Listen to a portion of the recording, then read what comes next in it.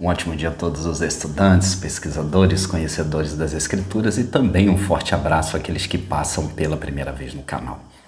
Hoje nós vamos falar a respeito do que são as tábuas sumerianas. Diante de todos os vídeos que postos relacionados ao tema, nunca entramos para falar o que são as tábuas sumerianas.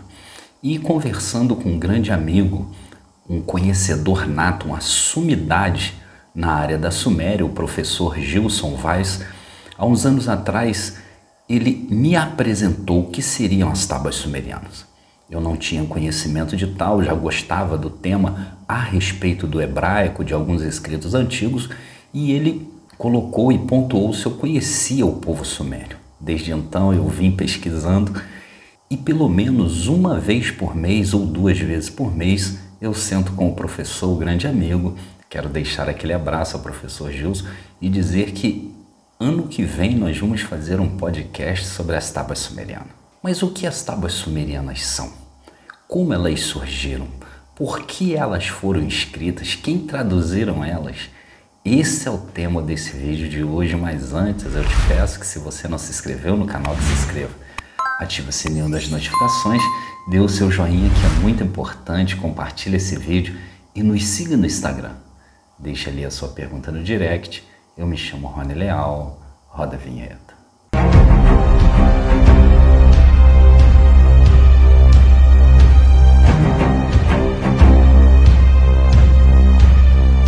Não temos como falar das tábuas sumerianas sem antes contarmos sobre a Suméria e as grandes coisas que eles deixaram e contribuíram para a nossa vida hoje em dia. Segundo a arqueologia atual, os sumérios surgiram a uma base de 4.500 anos antes da Era Comum. Eles deixaram a astronomia, a gastronomia, a matemática e também um grande conhecimento sobre a linguagem e a escrita.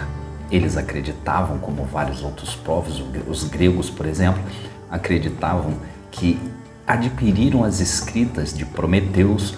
Os egípcios acreditavam que adquiriu a escrita de Tote, o deus do conhecimento, e os sumérios também acreditam que foi dos deuses, da deusa Inanna, quando ela roubou esse conhecimento do grande deus da sabedoria, o Senhor Enki, aquele que é conhecido pelo cristianismo como Jeová. E aqui eu quero abrir um parênteses. Existem algumas religiões que, para fundamentar a sua filosofia, a sua religiosidade, dizem que no céu se fala hebraico, que a linguagem santa, a linguagem escrita é hebraica. Mas se o primeiro povo da terra que nós vamos ver, os que tinham contato e disseram que as escritas foram dadas pelos deuses, por que Deus não deu então a escrita hebraica?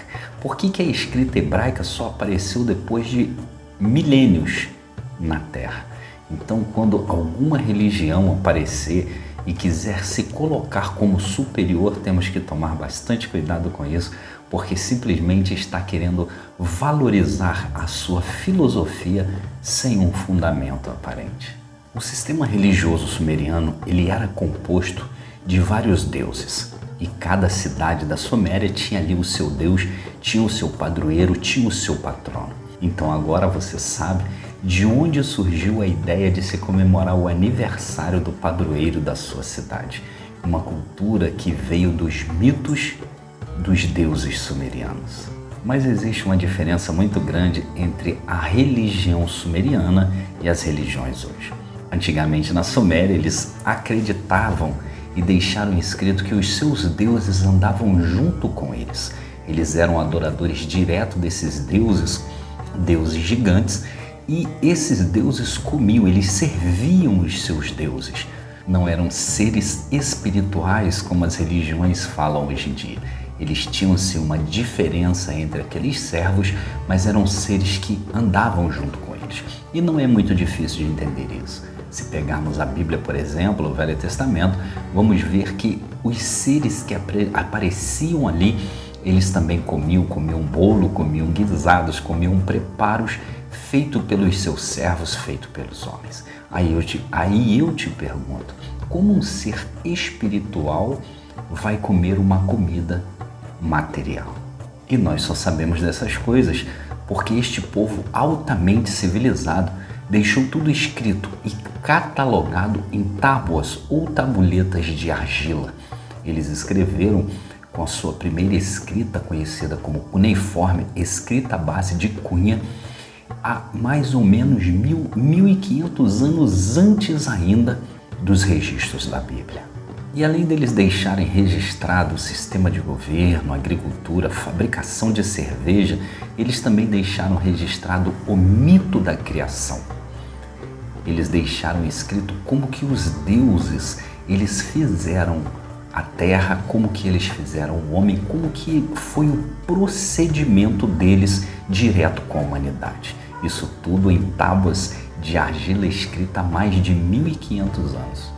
Com o passar do tempo, essas tábuas foram colecionadas por um rei, Assurbanipal. Este rei dava graças a Deus porque ele era um hábil conhecedor das escritas antigas e dos mistérios das línguas dos deuses.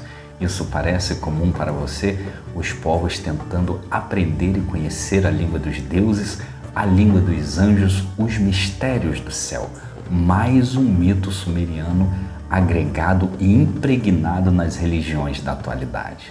E por volta de 1849 foi encontrada a biblioteca de Assurbanipal no Iraque. Foram achadas ali mais de 22.000 tabuletas escritas em sumério e acadiano. Só que essas tabuletas, elas continham símbolos que era difícil de interpretar. Não se tinha ali pessoas habilitadas a entender o que estava escrito e simplesmente essas tabuletas ficaram guardadas por vários anos, várias décadas, até que Zecharia Sitchin, um conhecedor dos dialetos antigos, pegou aquelas tabuletas e começou a traduzir aquilo que seriam as crônicas da terra.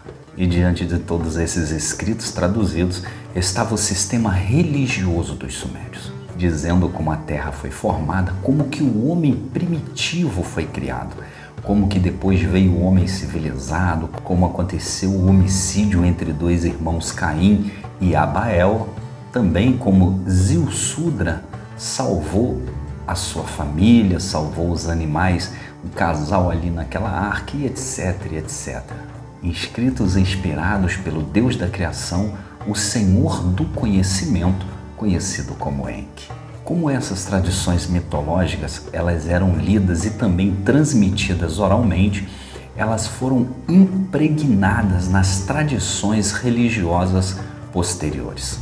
Nós vemos, por exemplo, dentro de todas as religiões posteriores da Suméria, o dilúvio é apresentado de várias maneiras.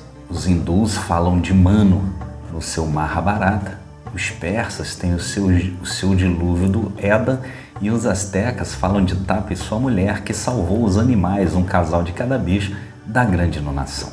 Nós vemos também os judeus que mudaram o nome de Silsudra para Noa e os cristãos que mudaram para Noé.